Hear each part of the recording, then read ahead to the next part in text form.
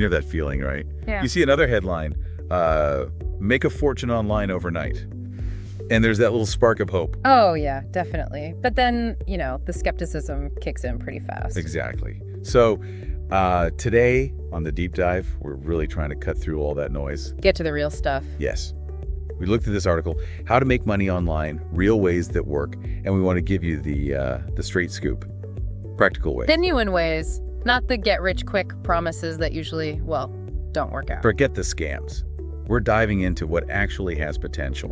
And it's needed, isn't it? The internet's amazing for opportunity, but figuring out what's legit, that's the tricky part. It's overwhelming.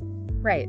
So our goal here is basically to boil down what this article says, give you a clear look at how you could, actually tap into these online income streams. Without getting lost in all the hype. Mm-hmm. Okay, so the article kicks off by talking about this huge shift. The internet basically changed the game for earning money. Totally. It's like the old rules got thrown out. Suddenly you don't need that traditional 9-to-5 setup to actually make an income. All you need is like a laptop or phone and decent internet. And it's kind of revolutionary, isn't it? It democratizes earning. Those old barriers where you lived, how much cash you had up front, needing specific degrees for certain things. It's lower now. Much lower. Yeah, which opens up so much. Side hustles, adding to your main income, or even, building a whole new career. Yeah. And the flexibility. That's the dream, right? Freedom, flexibility, maybe funding a passion project or working from, Bali. Wherever. But like we said, there's so much misinformation out there, it's hard to know where to start. Which is why this article focusing on tested beginner-friendly methods is actually really useful. Absolutely. And it lays out 10 different ways. What's cool is the variety. It's not all super technical stuff. Right, not just for coders or anything. No, a lot of these use skills people already have or offer paths to learn new ones without needing, years of college. Okay, let's get into them. First one, freelancing. A classic, really. Yeah, probably not a new idea for many, but the internet has just, supercharged it. If you can write, design, code, edit, even do voiceovers or translate. Basically, if you have a skill someone else needs. Exactly. Platforms like Fiverr, Upwork, Freelancer.com, they're like huge marketplaces connecting you directly with clients. And the key thing there is control. You set your price, you pick the projects you like. Build up a portfolio. Right. And as that portfolio grows, you start attracting better paying gigs. It's worth mentioning, too, those platforms are great starting points, but a lot of freelancers eventually get direct clients. Makes sense. Cuts out the middleman fee, too, probably. Often, yeah. Can lead to more stable work. Okay, number 2, selling digital products. This one I think has huge potential. Oh, yeah, definitely. Like creating a little PDF guide, maybe some website templates, or even a short online course on something you're good at. Knowledge-based stuff. Yeah, and platforms like Gumroad, Etsy, which is big for digital downloads now. Apparently. I know, surprising, right? And Teachable. They make selling this stuff pretty straightforward. And the beauty of it is the scalability, isn't it? You make it once. And sell it again and again. No inventory, no shipping headaches. People are always looking to learn new skills or find useful tools online. So if you spot a need and make something genuinely valuable, the potential's there. Big time. All right, number 3, affiliate marketing. This is where you basically recommend other people's stuff. Right. You promote products or services using special links. And if someone buys through your link, you get a cut, a commission. The article mentions big ones like Amazon, ClickBank, but also software tools like Canva or Notion have programs. It's powerful because you're leveraging products that already exist, you don't have to create them. Your job is more about building an audience. Exactly. Blog, social media, email list, whatever, and then recommending things that actually help that audience. Trust is everything here. Good point. Can't just push random junk. No way. If they trust your recommendations, the income potential can get pretty serious. Focusing on a niche usually works better too. Right, like recommending specific tools for, say, photographers, if that's your audience, feels more authentic. Precisely. Targeted recommendations. Okay, number 4, YouTube channel. Now hold on, before you picture fancy studios. Yeah, not necessarily. The article says even niche content works, like deep dives into tech gadgets, summaries of books you love, how-to guides. Practical stuff. And here's a cool part, you don't even have to be on camera. The faceless channel option. Yeah. Voiceovers, screen recordings, Totally works for lots of topics. Which is great for people who are maybe a bit camera shy but still have valuable stuff to share. And making videos is just, well, easier than ever. True. And you can monetize through ads, sponsorships. And those affiliate links we just talked about, perfect place for them. Building that loyal community in a niche seems key. Even a smaller, dedicated audience can be really valuable. Number 5, print on demand. This one still kind of blows my mind. It's clever, isn't it? You design something, a graphic, a funny phrase, upload it to Redbubble, Teespring, Printful. And they do all the heavy lifting. Printing the t-shirt, the mug, whatever it is. Shipping it. And you just get a percentage of the sale? No buying stock up front, no boxes piling up in your garage. It's brilliant for creative types. Turn ideas into actual products without the usual retail risks. So the trick is just designing things people actually want to buy. Pretty much. Researching trends, knowing who you're designing for that helps a lot. Okay, method number 6. Start a blog.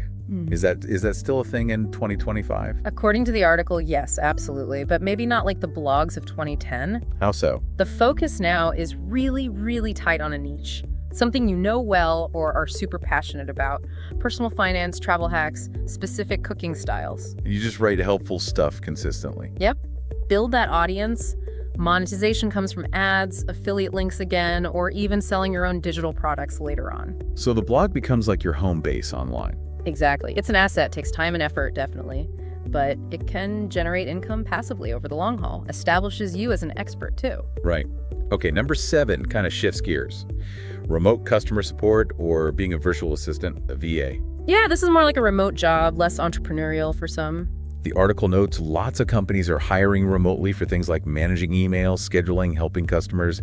It suggests checking sites like remote.co or onlinejobs.ph. This taps into that whole remote work boom. These jobs often offer more stable income, predictable paychecks. Good point. If the roller coaster of freelancing isn't your thing. Right. And they use skills lots of people have, organization, communication, high demand for that. So if you want that work from home flexibility, but within a more traditional job structure. Could be a great fit. Okay, number 8 is for the visual folks, selling your photos or videos. Turn that photography hobby into cash. Basically. Yeah. If you take good photos or shoot decent video clips, platforms like Shutterstock, Adobe Stock, Pexels Pro, you upload your stuff. And every time someone downloads it, licenses it, you get paid. Might not be huge money per download, maybe? Initially, maybe not. But the demand for stock visuals is constant with all the online content being created. A good, diverse portfolio could build up into a nice passive income stream over time. So quantity and quality matter. And maybe focusing on specific types of images people need. Yeah, understanding what buyers are looking for definitely helps. Number 9 is interesting. Drop servicing. Like drop shipping, but for services. Right. The article's example was selling web design for $500. But then you hire someone else, maybe a freelancer, to actually do the web design for, say, $200. And you manage the client, handle the project, and keep the $300 difference. It can work really well if you're good at sales and project management. You're like the middleman, the connector. Seems like there's a catch, though. The big catch is quality control. You have to find reliable people to do the actual work because your reputation is on the line if they mess up. Ah, okay. So vetting your outsourcers is absolutely crucial. Non-negotiable, really. Got it. And finally, number 10, online tutoring or coaching. Leveraging your expertise directly. Yeah, if you know your stuff in math, English, science, or even things like fitness coaching, life coaching. Big market for that now. Platforms like Preply, Cambly, Coach.me connect you with people looking for one-on-one help. The article says the demand is high for people who can just explain things clearly. It taps into online education, personal development, huge growth areas. If you enjoy teaching or guiding people and you're good at it, it can be really rewarding. I'm potentially profitable. Building up good reviews would be key there, I imagine. Definitely. Social proof matters a lot when someone's choosing a tutor or coach. Okay, wow. That's 10 really different ways to potentially earn online, all pulled from this article. Feels less overwhelming broken down like that. Yeah, seeing the variety is helpful. But now, the big question. How do you actually start without getting totally paralyzed? Ah, yes, the action part. The article gives some solid advice here. First and foremost, don't try to do all 10 at once. Yeah, that sounds like a recipe for disaster. Burnout city. Total overwhelm. Spreading yourself that thin just means you probably won't get anywhere with any of them. Focus is key. So the advice is, pick one. Just one method that actually sounds interesting to you, or maybe uses skills you already have. Right. Something that sparks your curiosity, because that genuine interest will help you stick with it when, it gets tough. Which it probably will at some point. Inevitably. Learning anything new takes effort. And then, this is practical, commit to that one thing for, say, 30 days. Give it a real shot. Yeah, show up consistently, put in the time to learn and actually do the thing, and then after 30 days, take stock. See how it felt, what progress you made. It's a manageable time frame. Builds momentum, helps form habits, and lets you realistically see if it's a good fit without feeling like you've wasted months if it's not. Good structure. Which leads to the last bit of advice, which is super important. Manage your expectations. Absolutely critical. The article really hammers this home. Building real, sustainable online income. It takes time. It takes effort. It takes consistency. Just like building anything worthwhile offline, really. It's not magic, it's work. No get-rich-quick button. Sadly, no. Overnight success stories are rare exceptions, not the rule. Be ready to learn, adapt, and put in the hours. Okay, so wrapping this up, we've gone through 10 potential ways to make money online in 2025 based on this article. These feel like real, actionable things. Not just theories, these are pathways that people are actually using. This overview is like your starting map.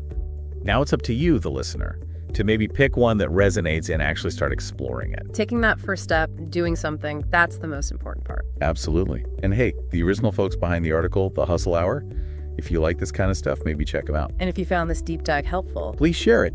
Anyone else you know wondering about legit ways to earn online might appreciate it. And if you've actually tried any of these methods. We'd love to hear about it. Seriously, hearing real experiences, the ups and downs, is so valuable for everyone else listening. Totally. So until next time. Stay curious. Keep exploring. And remember, just taking that first small step often makes all the difference. The opportunities are out there. Go find yours.